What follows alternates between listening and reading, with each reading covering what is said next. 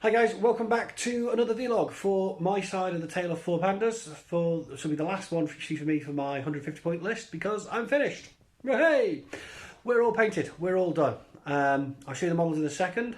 Should be having my 150 point game against Claw in the next couple of days, so we'll give them a chance to see them on the table and chance to use the new dice. So hopefully, fingers crossed, the dice cards don't know they're my dice yet and they don't betray me. So let's go and have a look at the models, look at the background as we've done with it previously, and back in a sec. So, there are the guys we already had done. They are still done. And we finished off what was left. So, that's the two Varangians both done. The Psychop. A Warcore who refuses to focus for some reason. There he is. And then the Lynx. It should be the Lynx that doesn't focus because they've got -6 Militism. So that's it. That is 150 points all finished. But as we did in the other one, we're going to have a look into the background. So we'll start off with the Varangians. So we know their profiles. They're great little warbands. 12 to about 16 points. Smoke grenades. Berserker +3. Really nice little warbands. Hopefully will do a lot of work. But Aleph, could you tell me the background of the Varangian Guard? The Varangian Guard are a premier unit renowned for their ferocity and fearlessness. Unapologetically Ariadnan, the unit recruits almost exclusively from disaffected Caledonians seeking escape the frontier politics of their homeland. The Varangian Guard provide tough-as-nails frontline support in hostile territories and combat zones. They regularly contract out to Bureau Aegis, both on Paradiso and elsewhere. Their recruiters can often be found on the Ariadnan frontier, where they engage with unsettled Caledonians, antipodes, and opportunistic representatives from elsewhere in the human sphere alike. The Varangian Guard maintain a loose military chain of command. Compared with other mercenary units, this results in a degree of structural and strategic flexibility that suits their fierce nature. This audio file was created by Panopreter Basic. You can download it at panopreter.com. Cool, so next up we've got the Psychop. So they are nice little troops, all specialists. I'm going with the multi-rifle MSV version, so I get some more firepower in my small list. Whether it'll stay as that version as I change up to bigger point size, I don't know. There is one that gets bonuses to discover, but we'll see. Gets mimetism as well, quite a nice little gunfighter, decent ballistic skill. A lot of the O12 stuff has a fairly decent ballistic skill. I'm sure my dice will find a way for that to work against me, but we'll have a look. And so let's try this again. Aleph, can you tell me more about the background of the Psychop unit?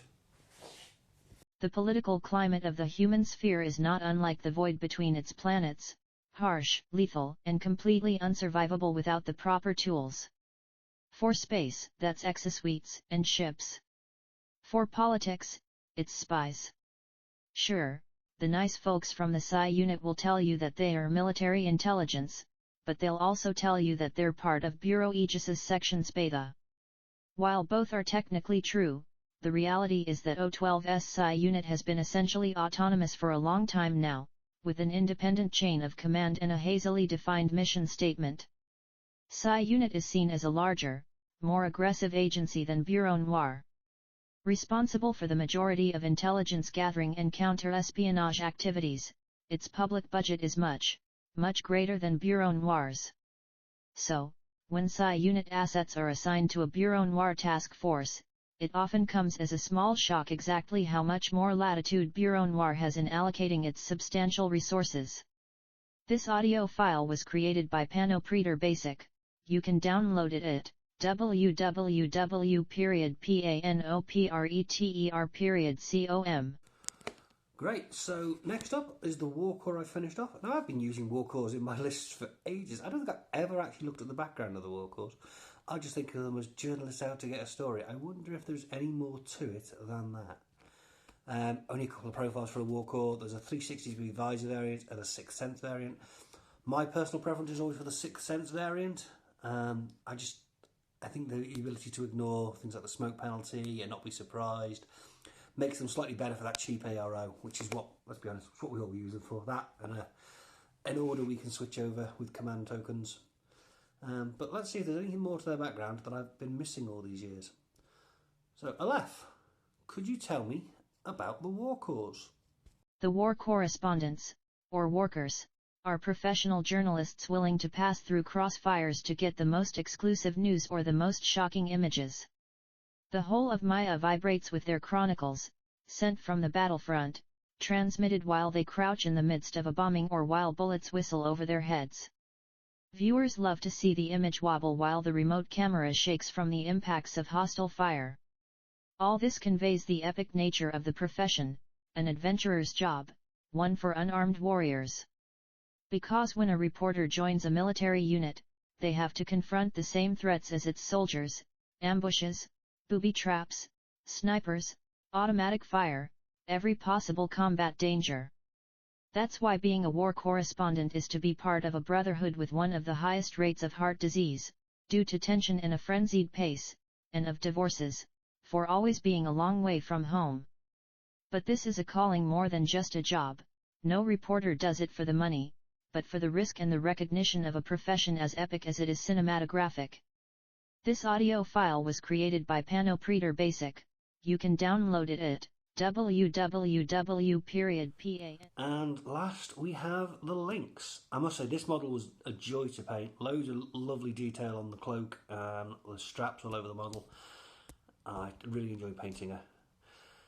So I've gone with the marksman rifle variant, so another gunfighter that I can use in hidden deployment and take advantage of that -6 mimetism, coupled with her surprise attack and her decent ballistic skill and her relatively good burst weapon to allow her to do me some good, hopefully do some good damage, and we'll see how she does. But I think the Lynxes have quite an interesting background. So Aleph, tell us about the Lynx unit. The Lynx unit is not among the most celebrated swordfur unit.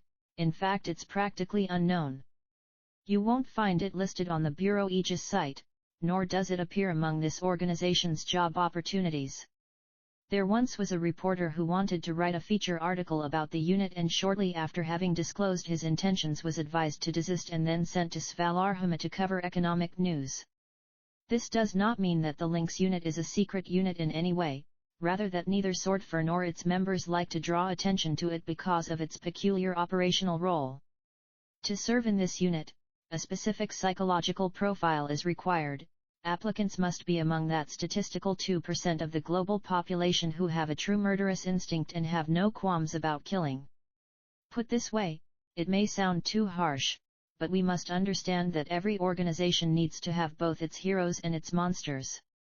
As the Aegis agents like to say, you may not have heard of them, and you may not be able to see them, but that doesn't mean that the Lynx aren't there, and by the time you notice their presence, it will already be too late. Thank you for using Panda Basic. Right then, so we are done. You've seen all the 150 point models, they're all painted, so the next step after playing the game is going to be to go to 200 points. I'm at a bit of a loss here, to be honest. Do I just add 50 points onto what I've already got? Do I take something out? Do I retool it a bit? I had a couple of thoughts. Do I go with something like the Alpha and Delta drop troop, which I've got? It's going to be a different lieutenant option, so I can use the blue coat a bit more aggressively, and a drop troop, another specialist. Or do I go for a big piece, like an Omega with the HMG? Because, it'd be a good gunfighter piece, it'd be nice to have in the list for later on. Or do I take out a couple of things, put a few more things in? I really don't know what to do. So you O12 players out there, help. Please, let me know what you think I should include. What do you think I should do for 200 points? I would really appreciate you guys' feedback. Because I knew what I wanted to do for 150 points. At 200 points, I'm torn. I'm torn with which way to go. So your thoughts below would be much appreciated. And that's going to be the end of my little segment for this vlog. Thanks for watching. If you've enjoyed this video, please give us a like. And if you want to see more, hit the subscribe button.